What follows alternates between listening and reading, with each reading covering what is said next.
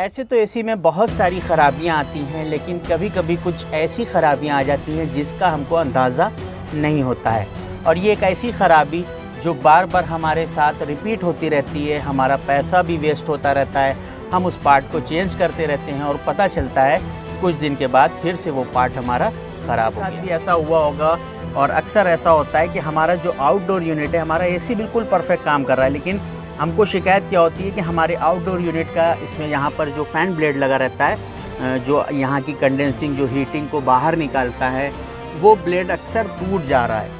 तो ऐसा क्या हो रहा है, किस वजह से हो रहा है और कैसे हम इससे बच सकते हैं। स्टार्ट करने से पहले सिर्फ यही कहना चाहूँगा, अगर चैनल पे नए तो चैनल को सब्सक्राइब कर ली, क्योंकि हम इसी तरह होम अप्लायंसेस से रिलेटेड वीडियोस आप लोगों के लिए लाते रहते हैं। बिना कोई देरी के आइए स्टार्ट करते हैं अपना। जैसा कि आपको दिख रहा है, ये एक एसी का आउटडोर यूनिट है, LG कंपनी का है, लेकिन हमें कंपनी से मतलब नहीं है, क्योंकि सारी कंपनीज़ में मैंने खुद ये प्रॉब्लम को देखा है और उसको सॉल्व किया है।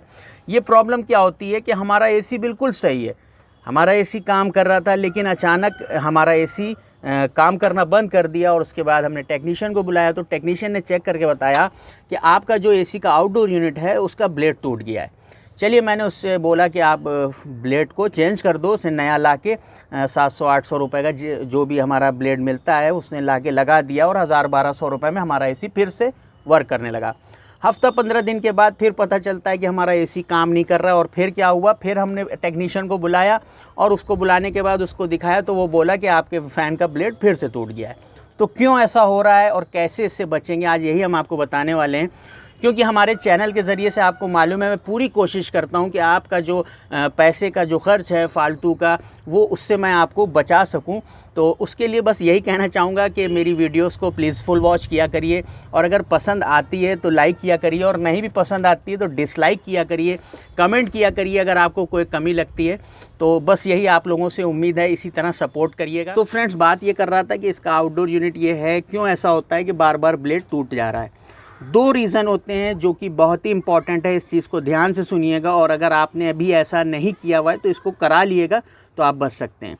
पहली चीज़ ये होती है कि हमारा जो इसमें ब्लेड लगा हुआ है, जिस मोटर में ये ब्लेड लगा हुआ है, उस मोटर की अगर शाफ्ट में बबलिंग है, मीन्स वो बबल खा रहा है, चलने में थोड़ा सा सही से नहीं रोटेट कर रहा है, तो भी ये प्रॉब्लम होगी, आपका हमेशा ब्लेड टूट जाएगा। उसकी वजह क्या है कि ये जहाँ पर आउटडोर यूनिट लगा हुआ है, और अगर हमारे मोटर की शाफ्ट में बबलिंग है और फ़ैन जो है वो यूं करके चल रहा है, तो जब इधर से हवा चलेगी, हवा उसको टकराएगी, तो कहीं पर भी ब्लेड अगर फंसता है या लड़ता है तो वो प्लास्टिक का होता है, तुरंत टूट जाएगा। पहला रीज़न तो ये हो गया।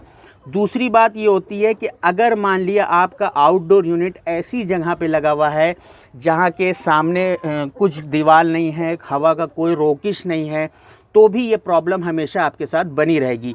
होगा क्या कि फ़ैन अपना चल रहा है, वो अपनी पावर से फ़ैन को रोटेट करा रहा है, हमारा ब्लेड प्लास्टिक का होता है। अब जब सामने से नेचुरल हवा चलेगी, और मान लिए कभी कभी तूफ़ान आंधी आता है तो उसकी हवा ज़्यादा तेज़ होती है, तो जब वो यहाँ पर फोर्स से हवा चलेगी और ये हमारा क्लॉकवाइज चल रहा है फॉर एग्ज़ाम्पल, तो जब हमारा इस पर फोर्स लगेगा, हवा की बहुत तेज़ी से फोर्स लगेगा, तो हमारा ब्लेड डिसबैलेंस होगा, जिसकी वजह से भी क्रैक हो जाता है। तो आपको करना ये है कि अगर आपका ऐसी जगह पे आउटडोर यूनिट लगा हुआ है, तो आपको उसका जो एरिया है, मीन्स जो उसका जिस रुख पे आपने लगाया, उस रुख से आप उसको चेंज करिए, ऐसी जगह पे लगाइए जहाँ डायरेक्ट उसके ऊपर हवा ना पड़ती हो।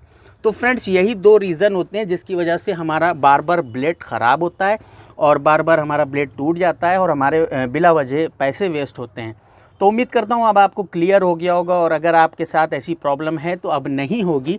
अगर वीडियो पसंद आया हो तो प्लीज़ एक लाइक करिएगा, अगर हमारे चैनल पे नए तो चैनल को सब्सक्राइब करना मत भूलिएगा, क्योंकि हम इसी तरह की इंटरेस्टिंग वीडियोज़ आप लोगों के लिए लाते रहते हैं। फिर मिलेंगे किसी नए टॉपिक के साथ, तब तक अपना और अपनों का ख्याल रखिएगा। Good bye and thanks for watching.